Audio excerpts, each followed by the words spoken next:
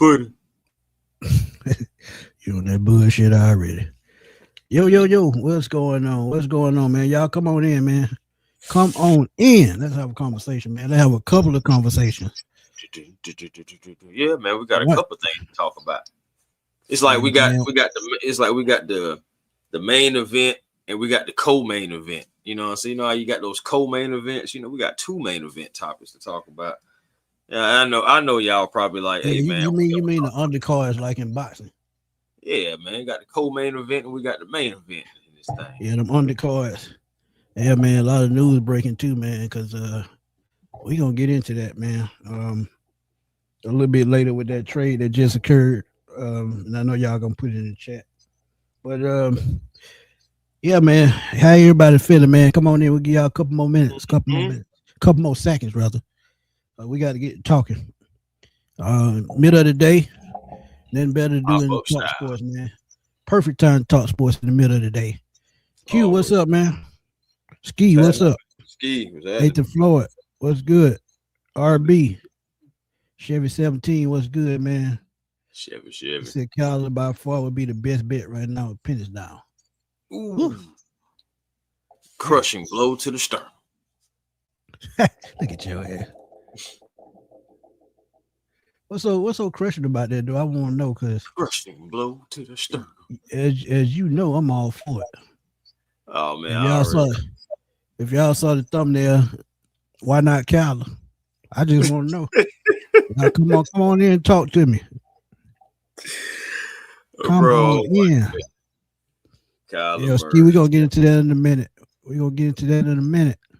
Q said with his work ethic and what the players say about him, I don't think he fits it all. His work ethic is what he's meant. Yeah, work ethic. It's not even just the work ethic. I mean, that's on top of it. But, bro, it's like, come on, man. You bring in, it's like this is still somewhat of a starting caliber quarterback. Absolutely. I don't think that's necessarily what we don't need a guy to come in and take over for Penix. We haven't seen what Penix is. If this was, okay, hypothetical. Let me give you a hypothetical. Let's say this was this time next year, Michael Penix full season. You know, so let's say Michael Penix plays 13 games, right? And and all 13 of them bad. So bad to the point to where we missed the playoffs yet again. Now, of course, this is all hypothetical, so I can do the knock on wood if y'all can hear it, you know, so just to make everybody feel good. But I'm just saying, like, if this was this time next year, I'd be singing a different tune.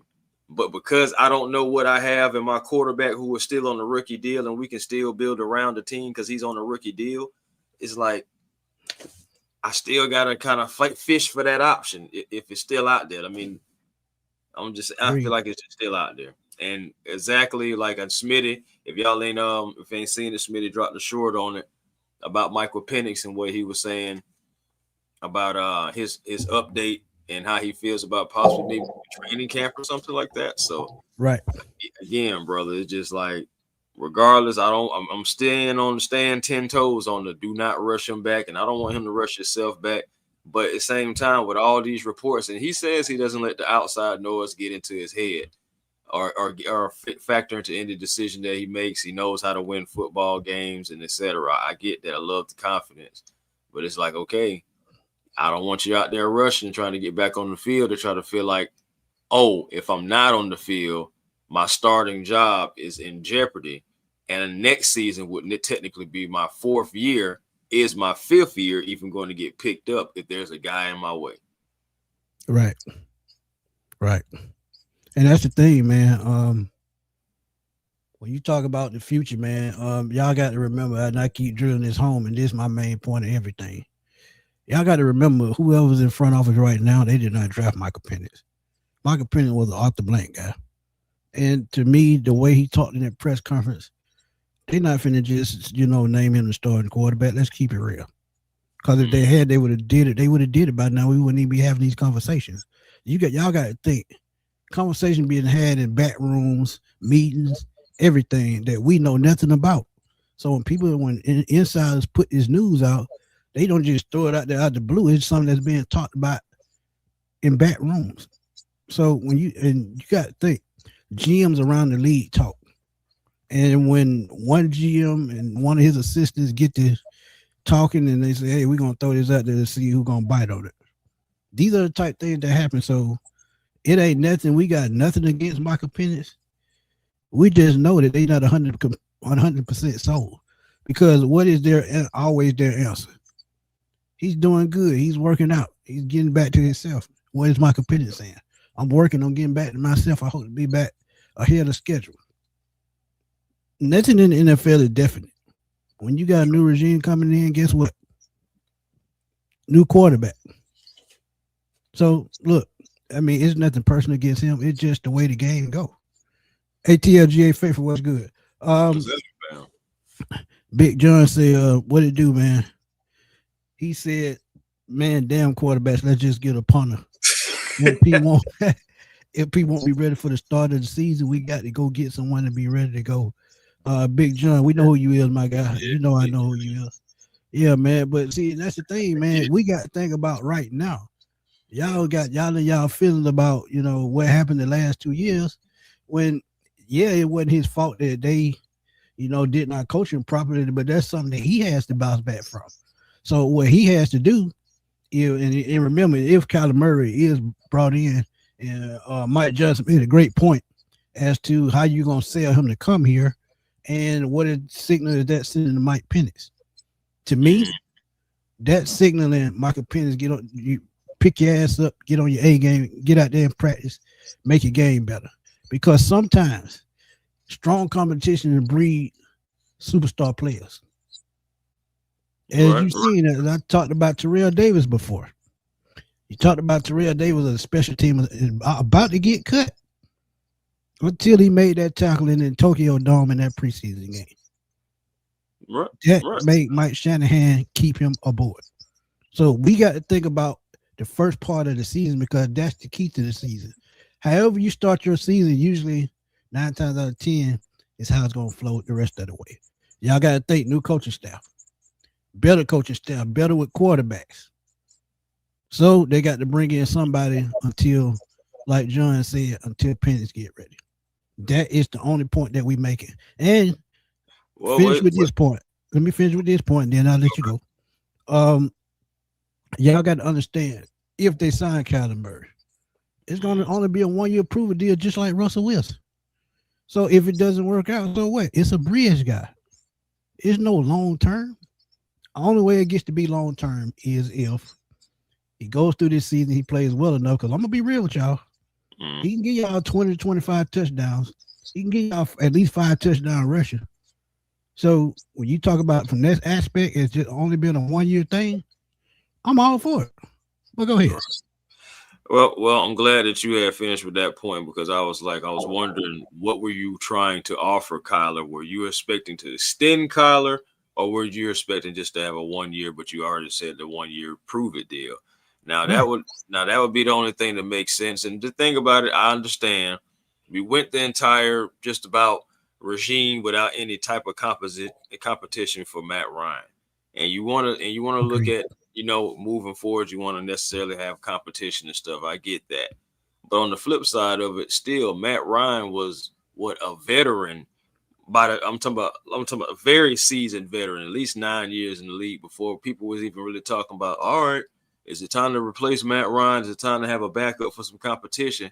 That's still over an 8-9 year veteran. Michael Penix Jr. has not even played 50 games. Now, I get the injury, but still, he hasn't had that opportunity to reach that and to accomplish that. So it's like you can't just go away from that kid all the way together. Even if you bring it in your bridge, I think your bridge should be just that. But if Michael is ready to go, you got to let him go. You got to let him get out. Let me ask you this right quick. Whose fault is it that he isn't where he's supposed to be? I mean, collectively, it's a collective thing, but ultimately, I'm putting it on the coaching staff. The coaching staff didn't put them in the right situations and predicaments. Exactly. And the ownership. That's why you love put that crap together. Right. And that's why you love the fact that they have guys like Alex Van Pelt, We're going to see, so what Tommy Reese is going to be out there helping and also running the offense. And then you still have Thomas Enstring coming in. So there was also a former offensive coordinator. So you have all these guys that's going to be working with them. I love Alex Van Pelt the most just because I know he's going to be honing in on the footwork, on the natural mechanics. And Matt Ryan said it himself. They want Michael to hit all his layups. So I understand too about like people are saying, well, they're not fully committed. They're not fully committed. Well, my thing is until they go away from them, you know what I'm saying? You can't say they're not going to go with them too. So I'm still with Michael Penix, man. At the end of the day, if you want to bring in Kyler on a 1 year and let him figure it out, after that, then so be it. Or if he's willing to be a backup, especially if Michael Penix is doing well and have be like an insurance policy until you want to figure something else out, that could be an option. I would still keep and continue to fish around. I wouldn't hop. It's like that old saying, like, don't hop down on the first thing that you see when you walk in the store, so you may see something else. So it's just like, I understand like what it looks like, but you just want to just fish around, just see what it is. And on top of that, didn't he already say that he has 2 options that he's already looking at? Do we know if one of the this what I'm saying? That is definite. That's what I'm saying. That is definite. I'm just saying, if it's a 1 year deal on a minimum contract, who says no to that? And think about it. I think with the way that Stefanski likes to run the ball with play action, and you have a dynamic guy like Bijan Robinson, Kyle Pitts coming back, Drake London coming back, Darnell Mooney if he comes back, if they draft a wide receiver, you got a guy that can throw on the run very well. You have a guy that can use his legs very well. So when you talk about a dynamic quarterback to go along with a dynamic defense, it makes sense because this is going to be, to me, a run-heavy offense. Even though we don't like to hear that, it could be run-heavy, and they're, like I told you, they're going to rely on Bijan more than a little bit the first 5 to 6 games of the year. And Kyler Murray only enhances Bijan's effectiveness in every game because you have a quarterback that can move outside the pocket and they don't know who's attacking them, whether it's Kyler Murray legs or Bijan legs. That's an advantage for the offense. And in this offense, what they bringing, Kyler Murray fits to a T. The only thing is, like you said, and like a lot of y'all saying, is injuries, which I get. But at the same time, why not take a chance when I don't think they completely sold on Mike Penix? Yeah, they could want him here. But what about the long-term solution? If things don't work out this year with him, next year is what, 4th year, prove it year. If he don't turn out that way, then we in the same situation 2 years down the road. And what if a Kyler Murray or another quarterback works out and they say, hey, we're going to give you 3 years, $90 million to stay on as a starter. Michael Penix is the backup till he released until his 4th year is over. So, either way it goes, it's a tough spot because Matt Ryan and his team got to get it right because they have a win now team. That's another part of the equation that nobody's talking about. With a win now team, why would you wait on the quarterback when you can go get a veteran starter right now and keep this thing going in the right direction? Go ahead. I'm glad you asked because that is something that people don't talk about. We are semi-simulated and formulated as a win now team. I don't feel like we're still like 1 or 2 pieces away, but hey, we got to get to the playoffs. But my thing is something else that people don't talk about is the lack of patience when it comes to development of quarterbacks in this day and age. There have been so many quarterbacks, not even having to do with just Michael Penix, but we're talking about, we can look at the last 10 years and just see how many quarterbacks was given up on. I'm not going to drown this out with no Sam Darnold mess. I'm just looking at the entire landscape about how many guys are given up on after a year, 2 years, maybe even 3. And they may not even have those same 50 games that a Hall of Famer in Drew Brees, he's going to be one. And everything, he's talking about it from the quarterback position multiple times. And it's like, you have to give these guys reps. They have to see the different defenses. They have to go through the different game situations and everything to really see what your quarterback has. Not everybody just goes out there with a snap of a finger is just that guy. It just doesn't work out like that for everybody. That's not everybody's story. We're not making clones. So like just the development of and the patience for waiting for quarterbacks, young quarterbacks, is just so short and so thin, man. It's something else. Yeah, but that's what I'm saying. And Quayle, he said, I'm tired of top drafting tired of drafting quarterbacks in the NFL. Doesn't develop them, they force them to play, get developed. And sometimes that's what you have to do to get over the hump. And it's nothing against, like I said, it's nothing against Mike. It's just the coaching is in the right spot.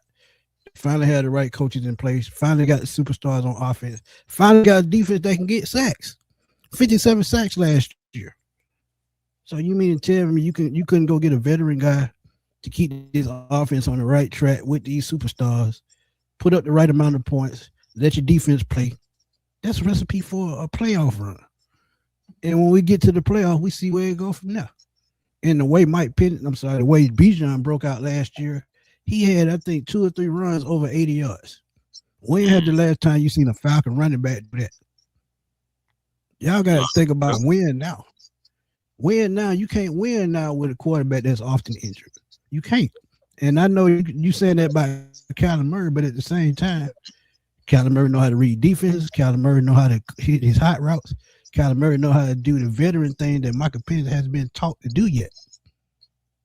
So, but that's also not his fault. He wasn't been. That's why we bring it. But again, that's the front office fault. I'm not blaming it on Penix.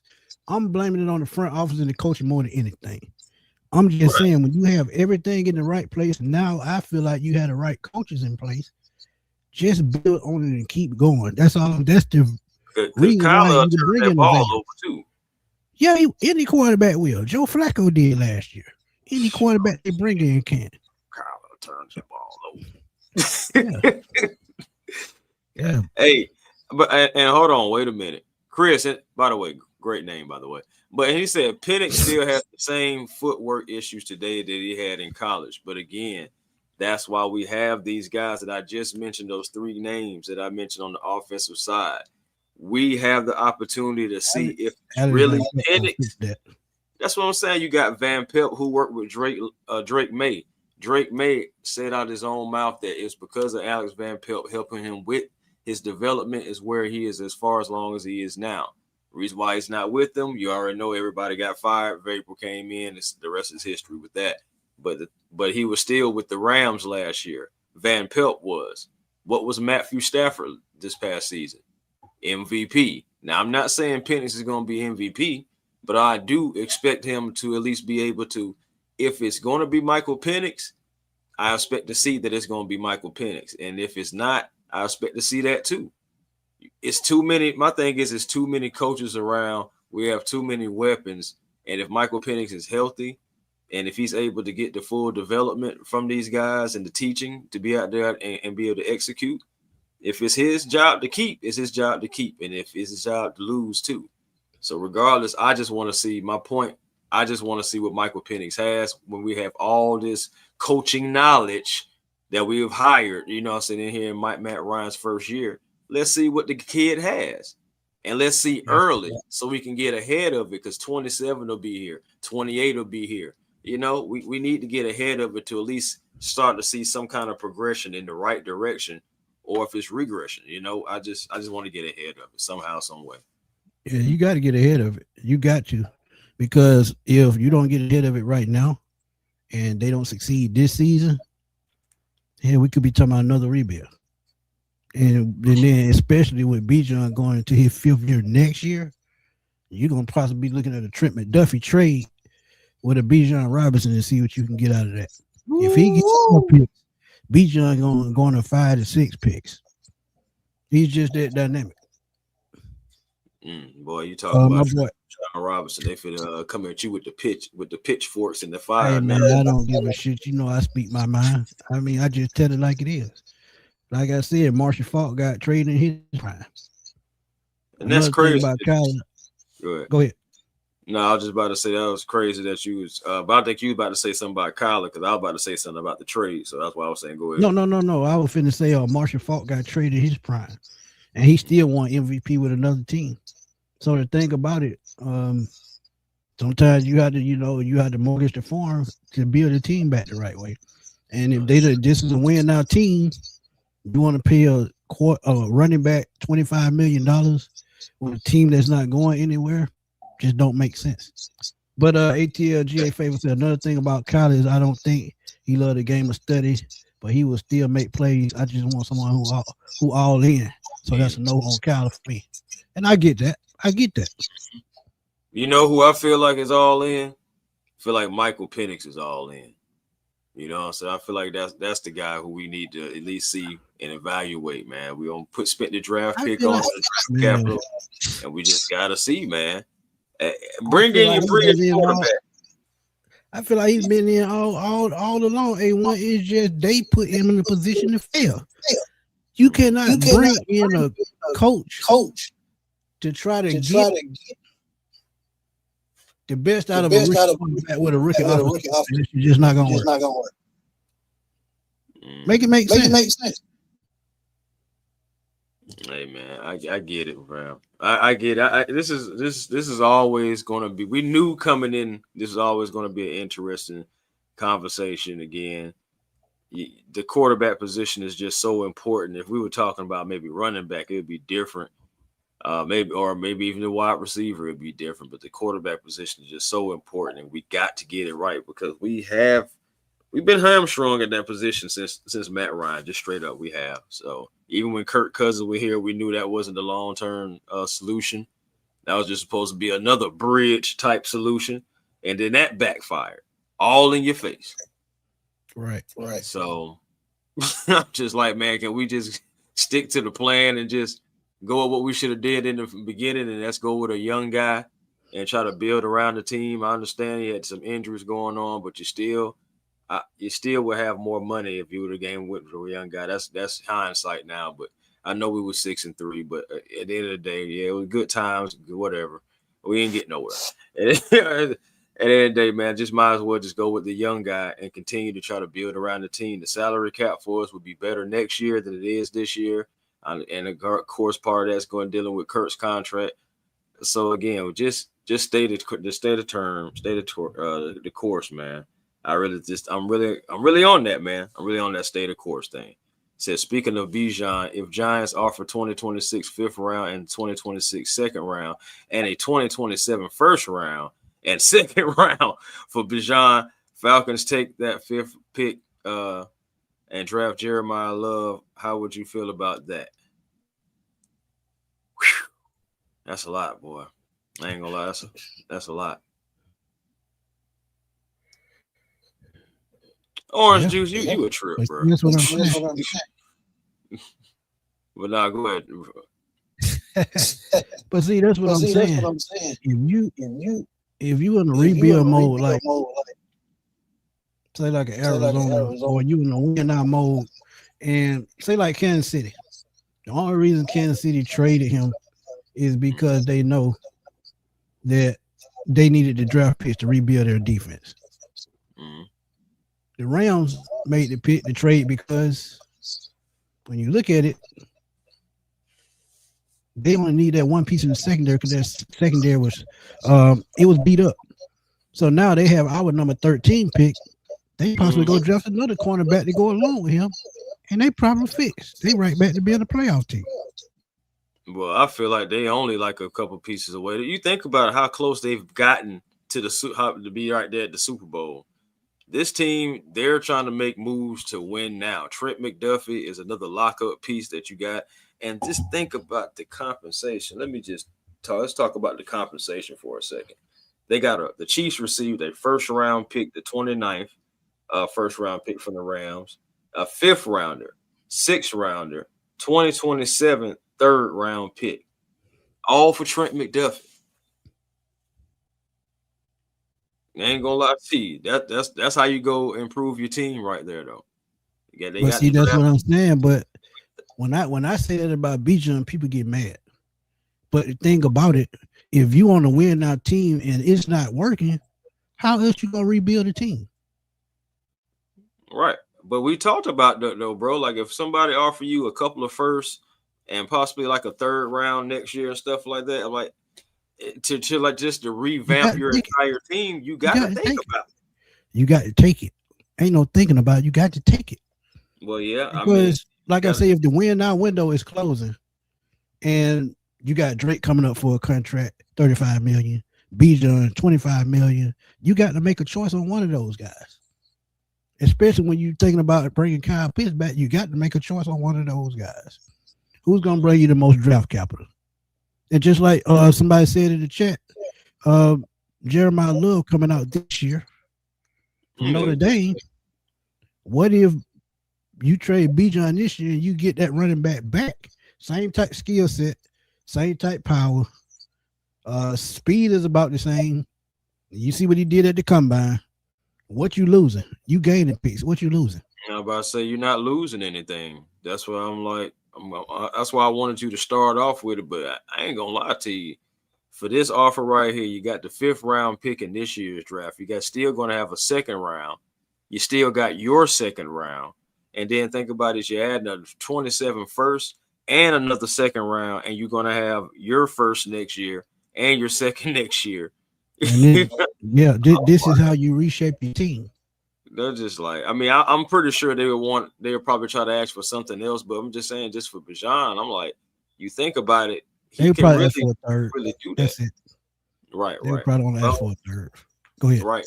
But that's a cornerback that just went for all that draft capital that I just said. Bijan Robinson. Hey, man, I'm just saying. But let's get off of Bijan for a second because Kyle Pitts' name is coming up again, y'all. Yeah, I know it's like, man, we getting hammered in the head about Kyle Pitts. Michael Penix, Kyle Pitts, we knew it was going to be like that. If we get to the offseason again and Drake doesn't have a contract, it's going to be Drake London. He's going to be in the same situation next year that Kyle's in. So we may be right back in it, different player. Yep. And see, that's what I'm saying. You got to think ahead, man. You can't pay everybody. The NFL is a business at the end of the day. And depending on where your team is at that moment, guess what? Some decisions got to be made, whether you like it or not. Whether you like it or not, bro. And I think I sent it to you, but I don't know if you have it loaded up. Man, you know I got you, bro. About old Kyle. Old Kyle Pitts. I put it in the wrong one. No, it's all good. Yeah, man. Kyle Pitts may be a trade target. No indication Atlanta is willing to deal Pitts, but they could field calls aiming to recoup draft capital, something that we talked about. Ian Cunningham loves to have. And you can tell that it's a disdain that he really doesn't have draft picks, only has 5. Deals like Trent McDuffie get worked around this type of time. You know, so at the end of the day, the Chiefs did just make a big trade to get rid of a guy. They got some draft capital. Could they possibly work a trade to possibly have Kyle Pitts coming down there to Kansas City or over there to the Midwest in Kansas City? You want me to pull up the picks of the first round so we can give y'all an idea really of how we coming? Because my bad. I mean, shoot. I mean, you can. I mean, I know. Like I said, I know the Jets. I know they got 2 first, and now the Chiefs. Now the Chiefs having 2 first. So like you got that 5th, that 6th, and then a 27th third, and then the Chiefs have their own picks already to their degree. So that would be my thing. What would be the Chiefs? How many picks do they have? And would the Falcons be willing to move on for Kyle Pitts if the deal was similar to well, it's not probably maybe not similar to Trent McDuffie, but if you can get maybe a 1st and let's say a 6th rounder, or a 2nd and a 3rd, or a 2nd and a 5th, do you look at that? I know I said once before 2/3. You know, I kind of would actually look at that if it's 2/3. But Smitty, I want to know your thoughts, man. I'm trying to find a draft order so Oh, I can okay. give a better idea. Okay. Here I we are agree, right Ski. here. I actually agree. I don't think Kyle Pitts gets us a first. I would be very surprised if Oh, I we said that anyway. pull out I said a that first anyway. round pick for Kyle Pitts. The only way if a team knows that they will get first round value out of Kyle, and he has to land in the perfect spot, like a Kansas City, like a Philadelphia, or somewhere like that, that know that Yeah. they're going to get that type of Well, again, that type Kyle got to be a focal point. That's what I'm saying. Like Kyle is an athlete and a guy that he has to be engaged in the game. You have to get him his targets. You have to keep him engaged in the game and use his talents. Again, if you're not going to do that, you might as well move off of of. Okay, now you remember when I said the only way we get a first is if he's like in the back end of the first round. him. Yeah, This we were one. talking about it. Yeah, in the back end of the first round. Because I mean, what we Back end know, of the first round because that's the only way they'll get it first because those teams are probably just one player away. And when you're one player away, of course you're gonna make that. Okay, so this is the bottom end of the first round. The Eagles are in need of a tight end because they losing Dallas Goddard. Um, let's see who else. Uh, you can say the Bills because Dawson Knox is a free agent. 49ers, George Kittle is getting older. Kyle Shanahan could use a Kyle Pitts. Raheem Morris is there. Jerry Gray is there. So the coaching is there. well, The Rams. what's the name just got hurt too. Who, Remember, Kittle tore that Achilles, I think, at the end of the season too. So right. No, he's no, not no. even Oh, gonna yeah, be yeah, there. yeah. Right.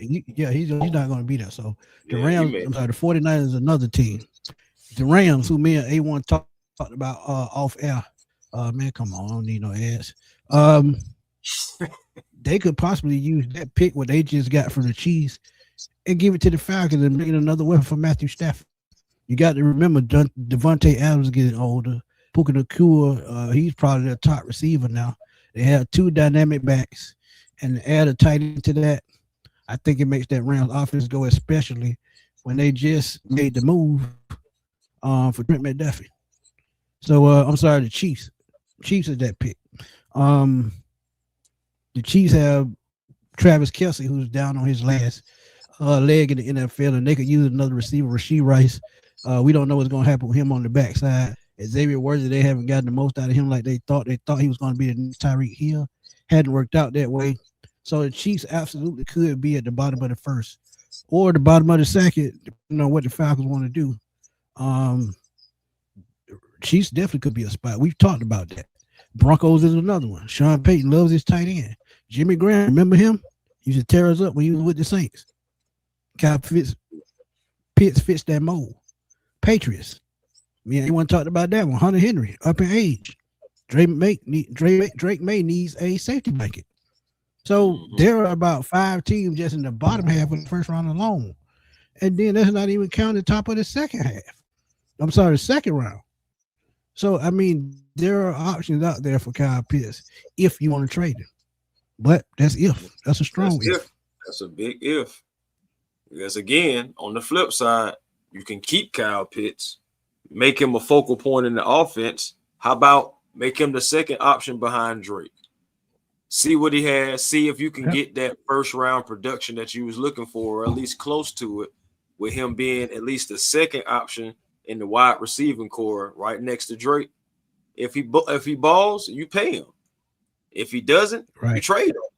You know what I'm saying? Like, because I mean, there is a trade deadline and everything like that. If you don't think that it's going in the direction you want it to go, then make a move. But you can still see what he is in this offense and see if he could be that piece to help us get to the Super Bowl. So there's either, you know what I'm saying, there's either side that you can go on. You can trade them if you're not going to use them. That's what I say. If you're not going to use them, trade them. But if you want to use them, then I mean there is that option too. Yeah. And JT said, "Boy, the Chiefs are Bronco get Cal and Tyler. I'll lose my mind." I mean, it happens, bro. Yeah. That's the business of football. When great teams build teams, they only leave X amount of holes that they got to fill in the offseason. As far as, and they can fill those veteran superstar players that they don't have to pay a lot of money for. And if you build a good enough team, you could do that too. That's what I'm saying. If the Falcons pull off the trades at the right time and make the right draft picks at the right time, they could be doing next year. If they somebody on the market becomes available, they say, "Hey, I'm gonna LA Rams. I'm gonna go get this top player and see what he can do." Because I'm telling y'all, not this year, but next year, I'm calling Arizona to see what they want from Marvin Harris. He is not being used properly in Arizona, and he what 22, 23 years old. Mm. So That's these are the tough. type of decisions you have to make. Yeah, that's tough. Yeah. So I don't know what is going on with Marvin down there in Arizona. If it's all just a bad team and everything. Yes, we did. Ski, ain't that something? Drew Dahlman goes and gets his guaranteed money, plays a season, and says I'm out. Now I don't know the full details about whether he had something going on injury related, personally, mentally. I don't know what it is, but that was quite interesting because they said that the Bears organization was completely shocked by the news. But one thing about players you got to learn, if the environment ain't conducive to what they like, this can happen at any time. Think about the difference between climates in Atlanta and Chicago. Yeah. In Atlanta, at some points, it's 100 degrees damn near. In Chicago, on the flip side of that, in the winter, sometimes it's below zero with freezing lakes and snow and shit. Some players they just can't live like that, and they don't sign the contract, so the only way to back out of it is retire. And I know them Bears fans, man, was on Drew Dahlman too, man. It was I know we'll get on Drew Dahlman, but Chicago folks, they can get a little rowdy sometimes, so they got a reputation for it. So I don't know, I mean, but man. if he wasn't feeling it no more, could you blame him? Hey, man, you gotta do what's best for your peace, man. I'm always about that. Antonio said we do need more. Who do you guys think we will target first with our first pick in the draft? Mm, Uh, in the trenches.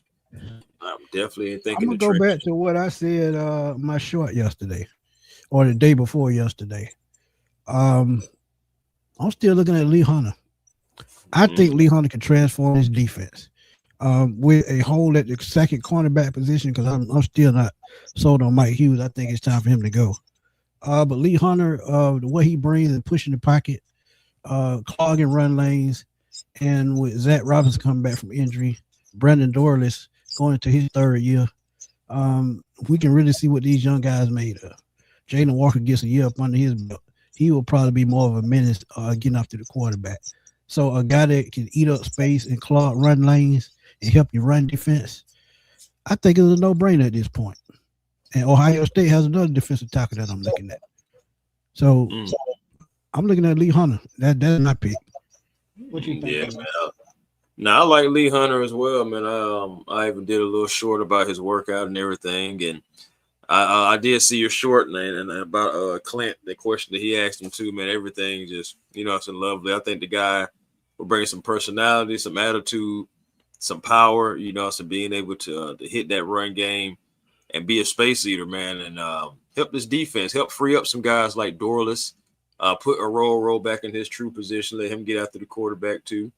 So just helping guys on the edge. Zach Harrison will be back, So I mean, you could have some guys that's going to come in to help. Then you still, of course, you got your rotational guys like your Khalid Kareems and all that good stuff like that. So it's just factored into the rest of the guys, so you can have him be a dominating force.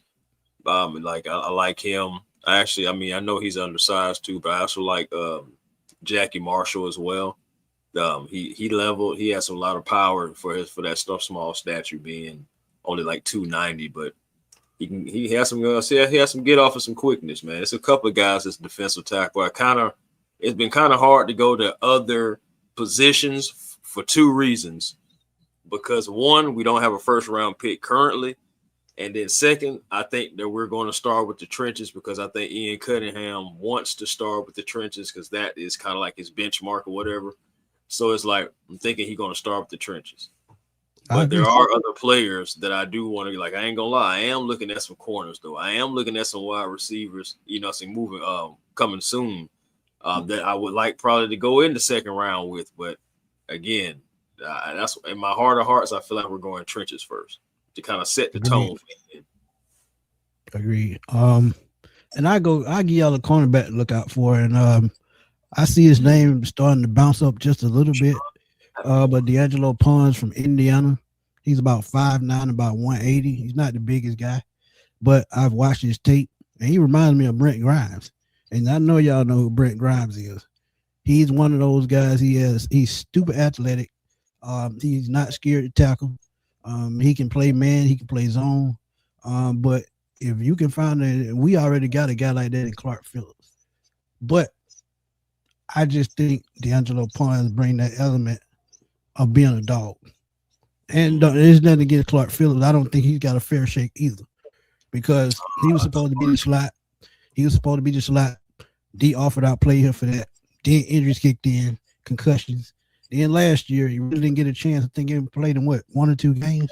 So he had got a fair shake. But the thing is, D'Angelo Pons from Indiana is one guy to look out for. If he's there in the third round, I would take a chance on him, because we got to retool this secondary. We have to. No way around it. But Antonio, Mike Hughes needs to go. Would you guys take Marshawn Lattimore? Absolutely not. Marshawn Lattimore's best days are behind him.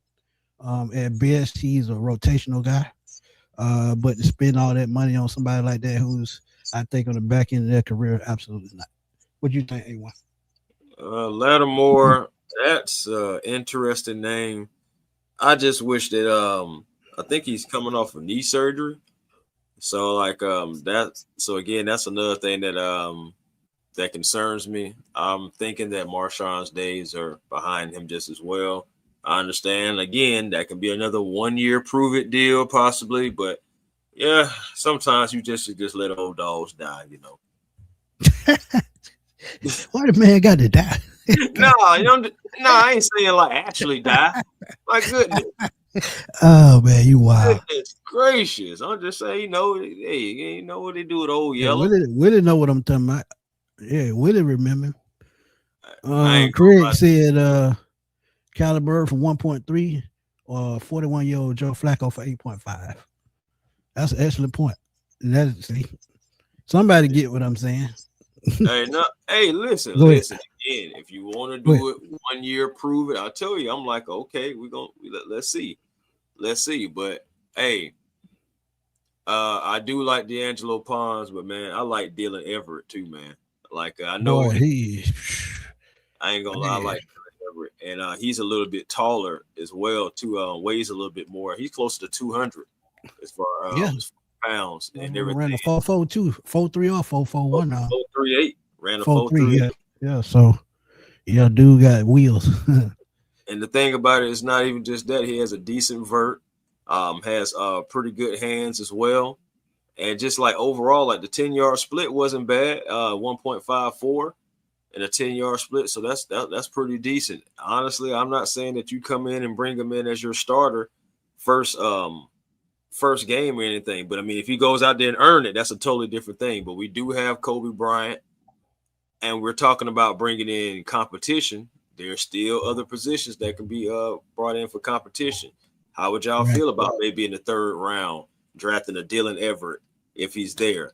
And then you have him going to your cornerback room, competing with Mike Hughes, competing with Kobe Bryant, see who is your starting corner, and then you possibly can have Mike Hughes as a depth piece instead of like your starting piece. Maybe he can flourish better. Yeah, a rotational piece.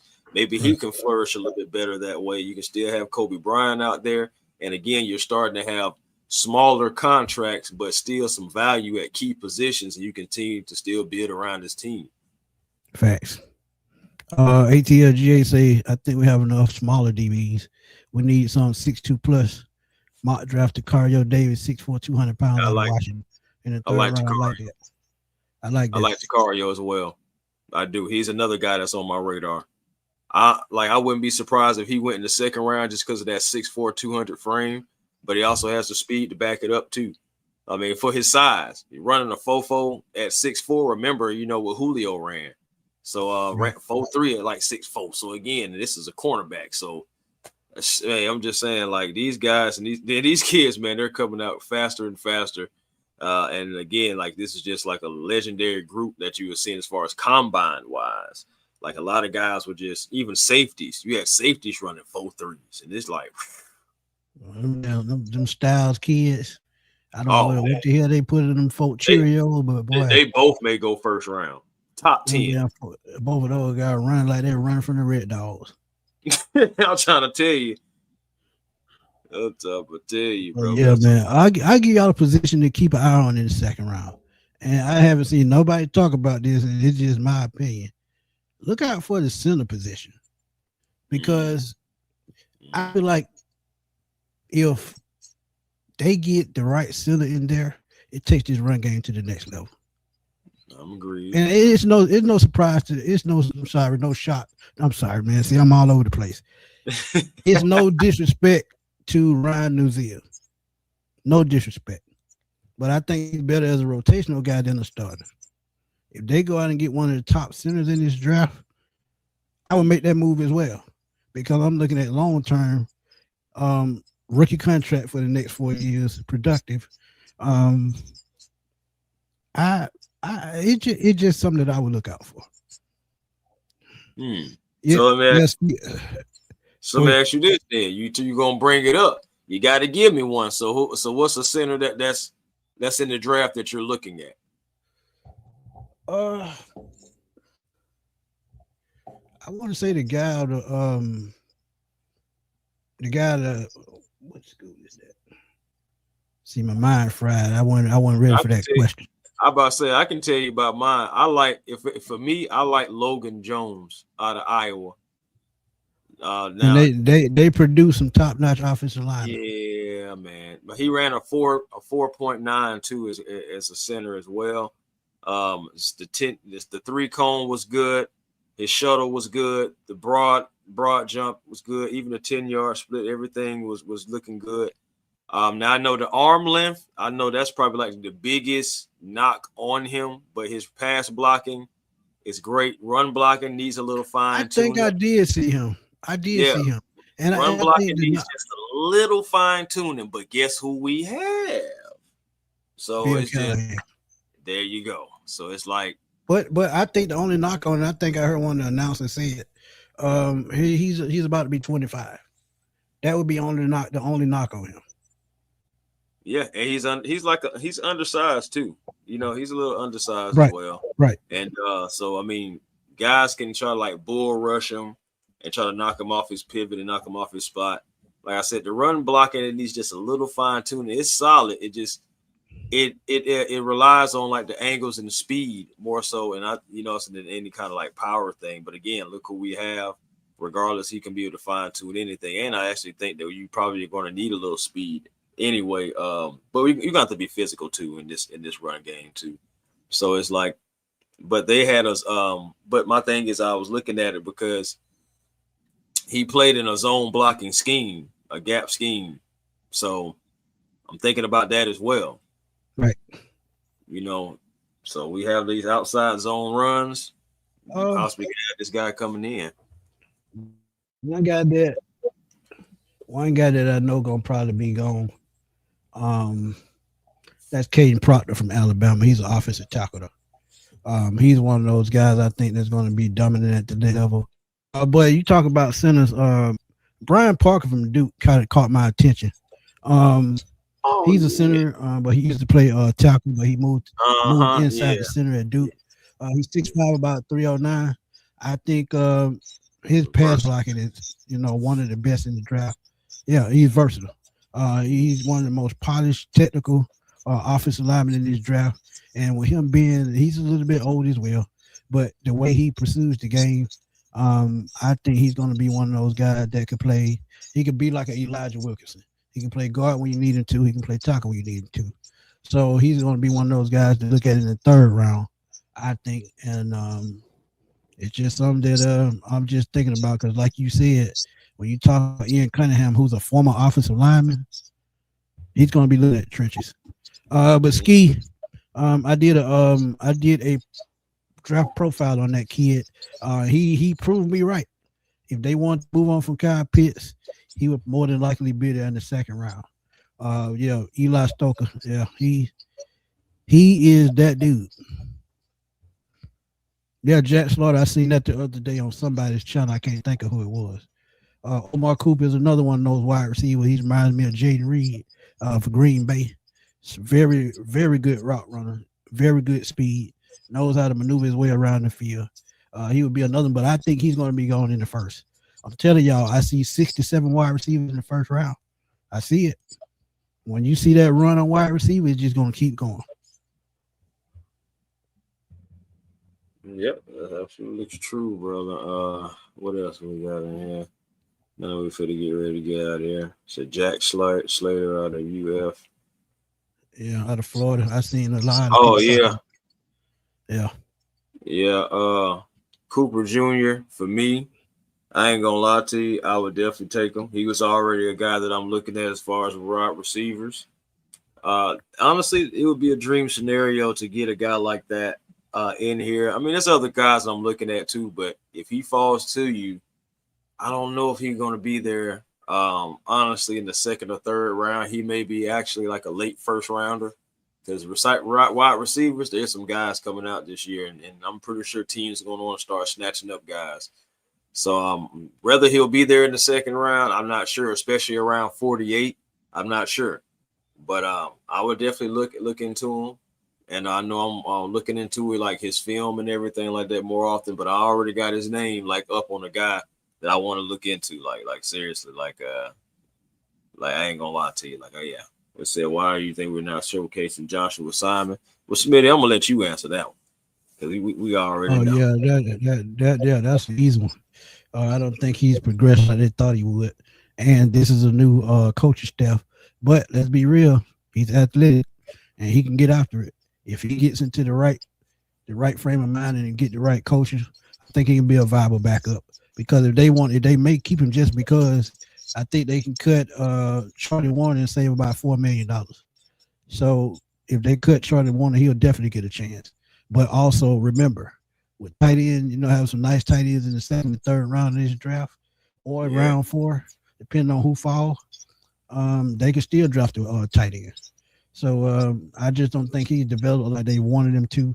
And this regime and this coaching staff is going to give him another chance because they brought him back on a futures contract. So they'll at least give him a chance in our OTAs. Man, I'm gonna tell you one thing that has crossed my mind too. I wonder if somewhere in this draft, in between maybe the third and fifth round, do the Falcons take another safety? Ooh, that is a good question. There are some safeties coming out this year that is like, all right, look, like they got good ball skills. Speaking of safeties, some kind of report came from somewhere about the Ohio State safety, which makes me think he's going to drop in the draft just a little bit out of the top 10, but not the top 20. But remember last year when Will Johnson was a top 10 pick in most mock drafts. Then when draft night came, he dropped all the way to the second round because of the same reported knee injury that they said Caleb Downs has. So just keep an eye out for that. That's gonna be interesting because he is definitely ranked the number 1 safety in the nation. So that's gonna be interesting, bro. Yeah, keep your eye on that one. Yeah, I like Zachariah Branch. I did a profile on him as well. Y'all go check that out. But yeah, he's gonna be one of those guys. I think with that, he's about 5'10", about 185. So he's gonna probably be a dynamic slot receiver like a Wandale Robinson or somebody like that. But he's also going to be a returner as well. So who's a free agent too, by the way? Wandale Robinson. Who that? Robinson from the Giants. Right. But he's going to go on a good piece of change. Might not be stupid change, but it's going to be big enough for us to pass on him. I'm about to say, yeah, but it's going to be more than that draft pick would have been. Yeah, 8'2", that's right. That's what it was. Degenerative knees and partially torn meniscus. So you know how injury reports are. Sometimes they hurt your draft stock, sometimes they don't. But remember Will Johnson last year. And he showed y'all why he should have been a first round pick last year. Had a very solid year in Arizona. So sometimes I know them records mean a lot to y'all. Sometimes you got to throw them out the window. Same thing they did with Mike Penix. They threw the medical records out the window, said, we just like his talent. We think he can be our guy. And so sometimes you got to think like that as a GM. Because if it pay off, it pay off. If it don't, oh well. Like I tell y'all all the time, from the first draft pick to the last, everybody's a 50-50 crapshoot, no matter who they are. So you got to take a chance. Yeah, man. Yeah, man. But, man, once again, now I was about to say, once again, another great show.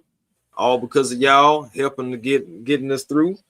And, man, Smitty, we're going to see what happens, man, because something tells me this Kyle Pitts, Kyler Murray, all this stuff, man, I feel like we're going to end up talking about it somehow, some way again.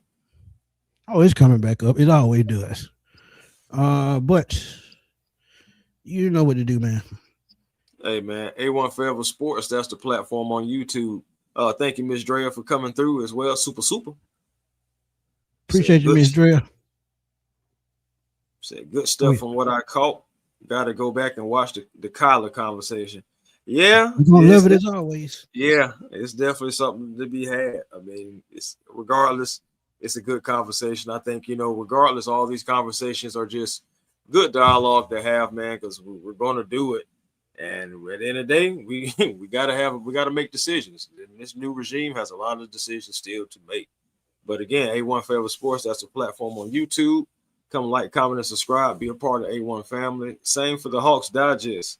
The Atlanta Hawks on a little streak right now, undefeated since Jonathan Kuminga has been playing.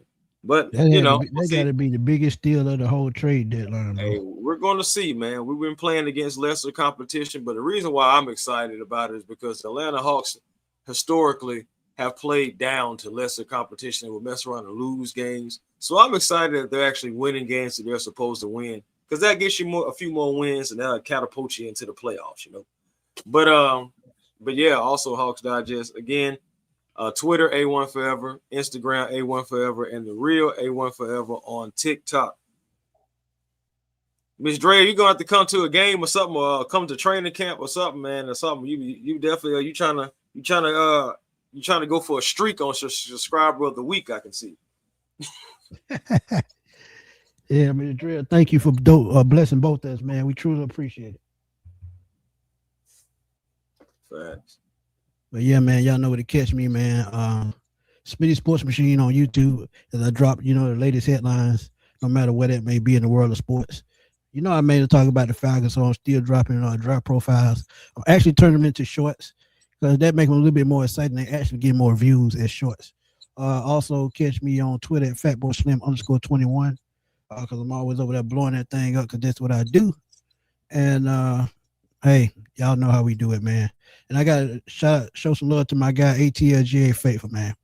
He been supporting me since day one, man. Always been, one of my good friends, man. Got talked to him at training camp a couple of years ago. We talked the entire time.